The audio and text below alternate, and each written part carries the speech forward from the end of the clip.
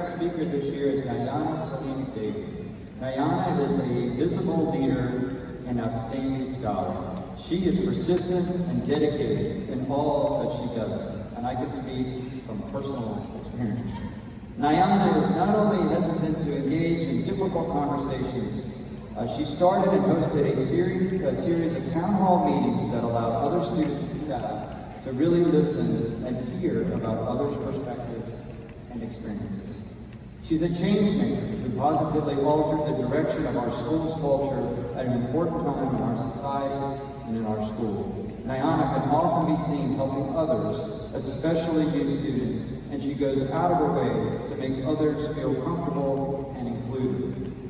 Nayana will be continuing her education at the University of Virginia, where she will pursue studies in policy and medicine.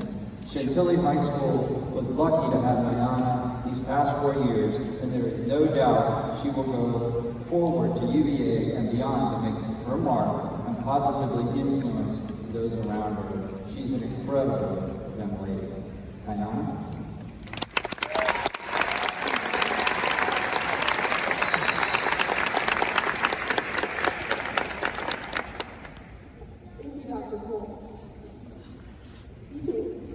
Good afternoon. On behalf of the class of 2022, it is my honor to speak to you all today.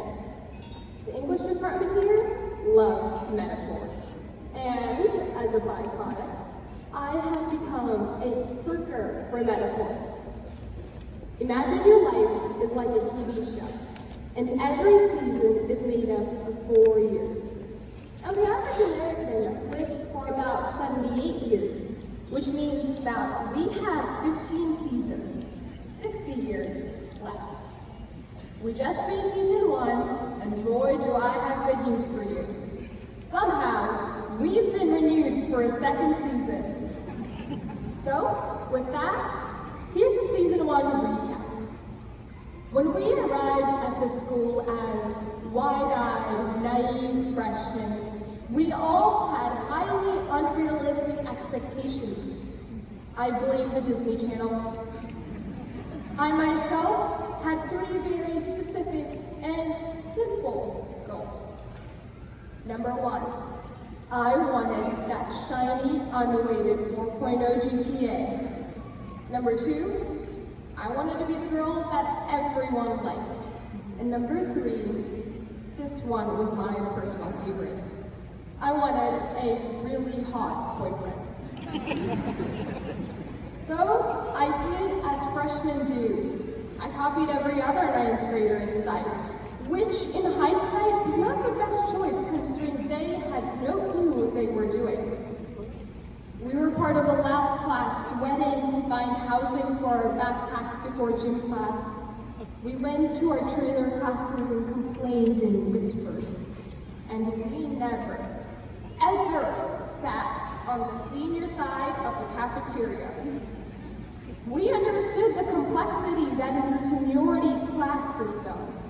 We chased after senior year because we wanted nothing more than not to be freshmen.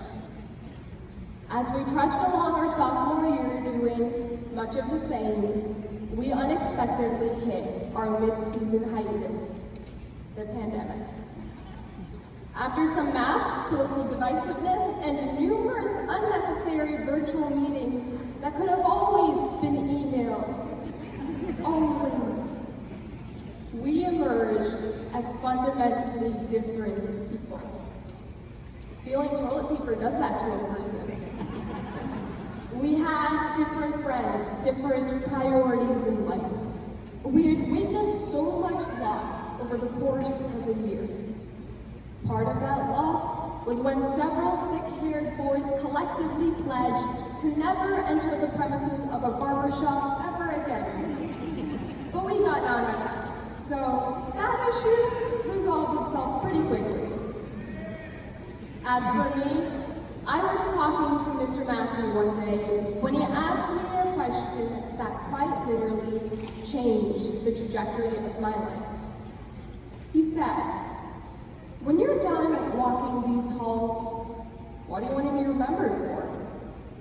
The sound that ricochets off your footsteps, what purpose will it have served?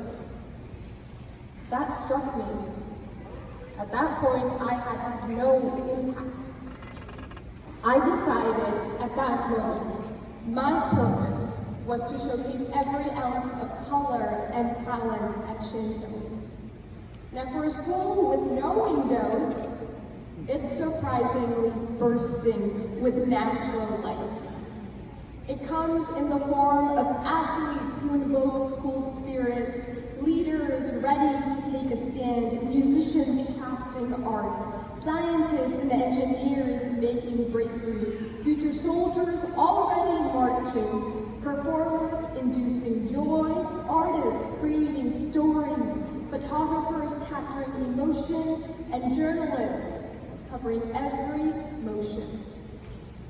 If you want to see what happens when diversity is applauded instead of concealed, just take a look at this class, at all 700-something of us. By the time I realized all this, we were nearing the end of the season 1. I came to high school with those 3 goals, but those weren't the things that mattered. Except for the boyfriend one, of course. I'm just as shocked as you are that still hasn't happened. Instead, I'm leaving high school with 3 truths. Number 1, make someone smile every day, and it's okay if that person is yourself. We should be the guardians of our own happiness. Number 2, learn to say, I am sorry, but also, and more importantly, I would argue at least, I forgive you.